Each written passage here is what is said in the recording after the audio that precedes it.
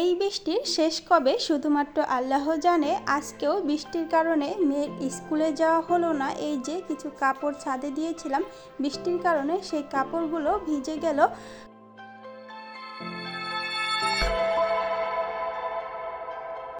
Hello everyone, আসসালামু আলাইকুম। সকালবেলা ঘুম থেকে উঠে দেখলাম বাইরে বৃষ্টি হচ্ছে। বৃষ্টির কারণে আজকেও মেয়েকে নিয়ে স্কুলে যাওয়া হলো না। এই যে ঘুম থেকে উঠে ফ্রেশ হয়ে চলে এসেছি রান্নাঘরে ছেলে মেয়ের জন্য নাস্তা তৈরি করতে। আজকে আমার মেয়ে বলছিল সকালবেলা নুডলস খাবে। সে এইভাবে ডিম দিয়ে নুডলস খেতে অনেক পছন্দ করে। সে ঝরঝরা নুডলস একদমই খেতে চায় না, তাই আজকে তার পছন্দ মতো নুডলস করে দিলাম। আমার নুডলসটা রান্না করা শেষ। এখন তাদের দুই ভাই বোনের জন্য বাটিতে তুলে নিয়েছি, তাদেরকে এখন খাইয়ে দেব। আমার মেয়েটা তো মেয়ে হাত দিয়ে খাচ্ছে বসে বসে, আমি আমার ছেলেকে খাইয়ে নেব।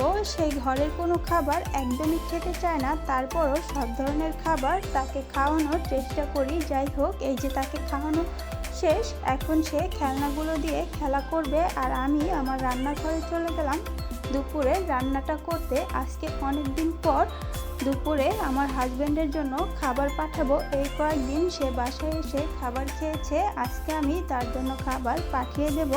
তাই তো তাড়াহুড়ো করে রান্নাগুলো করে নিচ্ছিলাম। এই যে এখন আমি ভাজি করে নিচ্ছি আর অন্য পাশের চুলায় ভাত হচ্ছে। ভাত রান্না করা হয়ে গেলে আমি চুলায় বসিয়ে দেব তরকারিটা। এই যে ভাতটা রান্না করা শেষ, আমি চুলায় কড়াই দিয়ে তাতে তেল দিয়ে এখন কেটে রাখা পেঁয়াজগুলোকে দিয়ে দিয়েছি।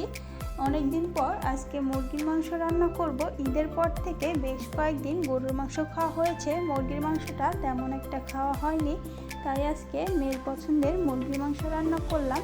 আমার মেয়ে মুরগির মাংস খেতে পছন্দ করে, কিন্তু সে গরুর মাংস একদমই খেতে চায় না।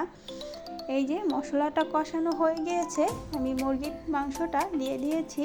পাশাপাশি কাপড়গুলোকেও ধুয়ে নিয়েছিলাম। এই যে কাপড়গুলোকে আমি মেশিনে দিয়ে দিলাম একটু ড্রাই হওয়ার জন্য। এখন যেহেতু বৃষ্টির সময় কাপড় শুকানো যায় না, তাই কাপড়গুলোকে আমি মেশিনে দিয়ে পানিটাকে ভালোভাবে ঝরিয়ে কাপড়গুলোকে ড্রাই করে নিচ্ছিলাম, যাতে কিছুটা বাতাসে কাপড়টা শুকিয়ে যায়। বাইরে দেখলাম বৃষ্টি পড়াটা বন্ধ হয়েছে। এই যে আমার তরকারিটা রান্না করা শেষ, এখন কাপড়গুলোকে মেশিন থেকে বের করে নিচ্ছি। ছাদে গিয়ে এগুলোকে মেলে দিয়ে আসবো। রান্নাঘরের সব ধরনের কাজ কমপ্লিট হয়ে গিয়েছে, শুধুমাত্র বাটিতে ভাত দেওয়াটা বাকি আছে। ছাদে থেকে এসে দেখলাম আমার ছেলে ঘুম থেকে উঠে পড়েছে।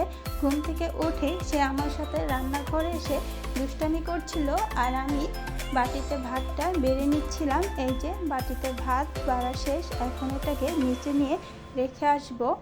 ছেলেকে কোলে নিয়েই চলে যাব ভাতটা রাখতে। এই যে ভাতটাকে আমি নিচে নিয়ে রেখে চলে এসেছি। এখন ঘরের টুকিটাকি যে কাজগুলো আছে সেগুলোকে করে নেব।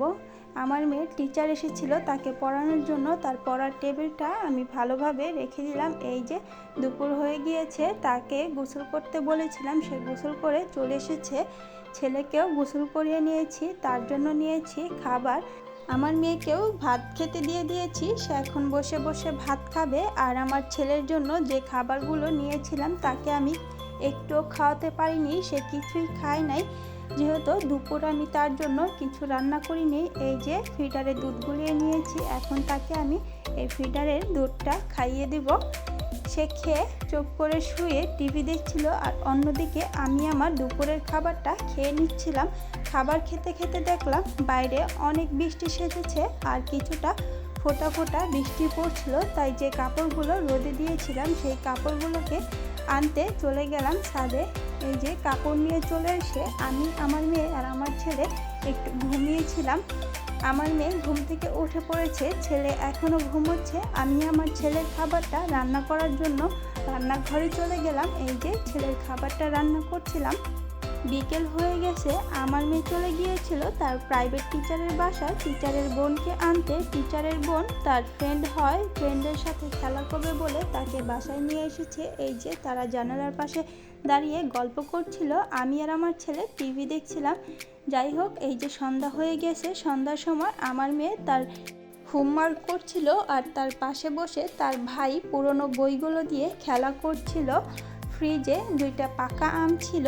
আমার মেয়ে পাকা আম একদমই পছন্দ করে না, সে আম খেতে চায় না। আমটাকে আমি ব্লেন্ড করে জুস বানিয়ে নিয়েছি। এইভাবে জুস করে দিলে সে একটু খায়। কিছুটা জুস আমি গ্লাসে ঢেলে নিয়েছি, আর কিছুটা জুস আমি ফিল্টারে ঢেলে নেব, দেখব আমার ছেলে খায় কি না। এই যে তাকে আমি দিয়ে দিয়েছি, সে একবারও মুখে দেয়নি, সে এটা নিয়ে খেলা শুরু করে দিয়েছে। তারা দুজনের মতন ব্যস্ত। আমি আমার টুকিটাকি কাজগুলোকে সেরে নিচ্ছিলাম। এই কাজগুলোকে দিনে করার সময় পাইনি, তাই রাতের বেলা করে নিচ্ছি। এই যে ফ্রিজটাকে পরিষ্কার করে নিয়েছি, আমি পাশাপাশি ঘরটাকেও মুছে নিয়েছি। এখন অনেকটা রাত হয়ে গেছে, এখন আমি রান্নাঘরে গিয়ে রাতের জন্য ভাত রান্না করে নেব, আর আমার হাজব্যান্ডের বাটিটা ধুয়ে নেব। আজকের ভিডিওটা ছিল এই পর্যন্তই। আশা করছি ভিডিওটি আপনাদের কাছে ভালো লাগবে। ভিডিওটি ভালো লাগলে আমার চ্যানেলটি সাবস্ক্রাইব করে দিবেন, আর ভিডিওতে একটি লাইক দিয়ে দিবেন। আল্লাহ হাফেজ।